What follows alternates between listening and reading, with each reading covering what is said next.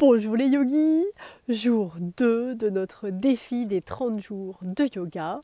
Je suis super heureuse de vous retrouver, je vous remercie d'être là et je vous dis bravo de vous être lancé dans ce défi des 30 jours avec moi.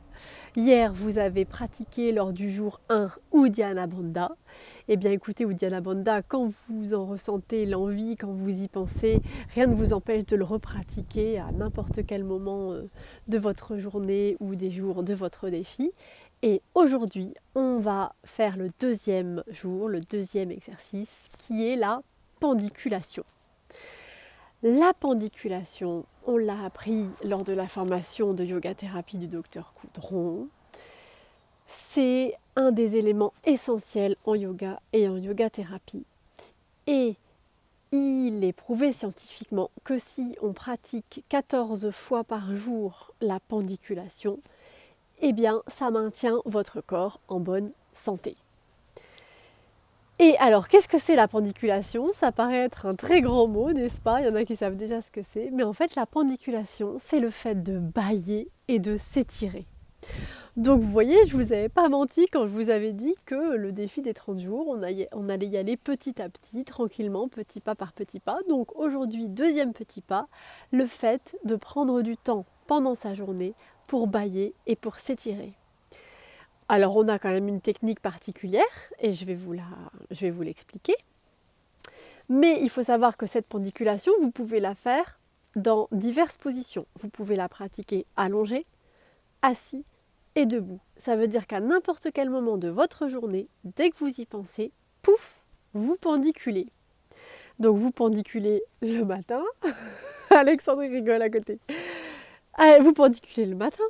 Vous pendiculez le soir avant de vous endormir, vous pendiculez pendant que vous faites cuire vos pâtes, et vous pendiculez à n'importe quel autre moment.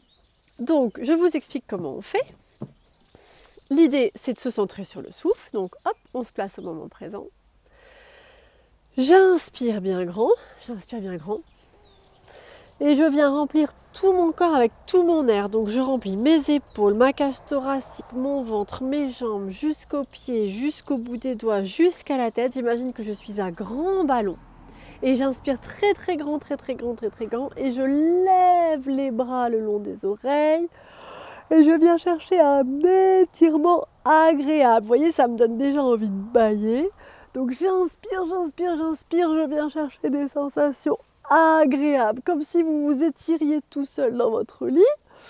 Quand vous avez tout rempli votre ballon du corps d'air, vous gardez le souffle là où vous êtes et vous faites le dur de tout votre corps.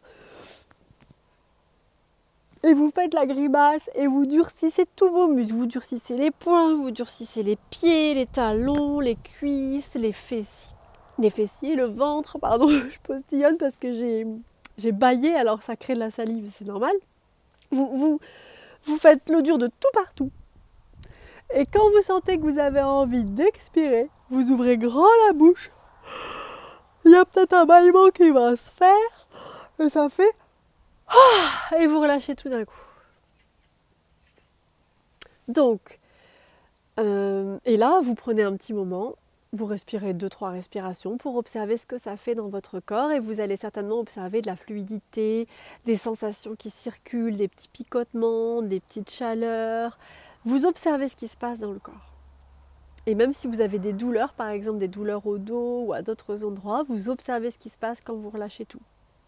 Donc, quand vous êtes allongé, vous le faites comme ça, hop, allongez les bras le long des oreilles, hop, je relâche, pouf, je ramène les bras comme ça le long du corps, je me retrouve en Shavasana. Quand vous êtes assis, par exemple là je suis assis, j'inspire bien grand, et puis quand je vais expirer, relâcher, je vais me pencher en avant. Et une fois que vous êtes en avant, vous respirez 2-3 respirations ici en avant, un petit moment. Vous vous regardez et hop, vous vous déroulez. Et puis là, je vais vous montrer la pendiculation debout. Donc j'enlève le micro et je vous la montre debout. Mais c'est le même principe, hein. C'est-à-dire qu'au moment du relâchement, quand on sera debout, on va se basculer, se laisser aller complètement en avant. Donc il faut bien écarter les pieds pour avoir la place, sur genoux pliés, de se balancer en avant. Je vous montre.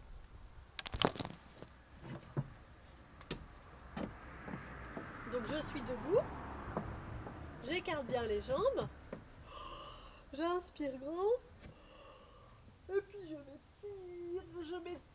je cherche les sensations agréables dans le corps, je vais dans un sens, dans l'autre, je garde le souffle, je fais l'audio de partout, j'ouvre grand la bouche quand j'ai envie de souffler, et là je fais... Et je fais le mou ici. Et puis ensuite, tranquillement, 2-3 respirations. Je lâche. Et tout est mou. Et je déroule mon corps comme ça.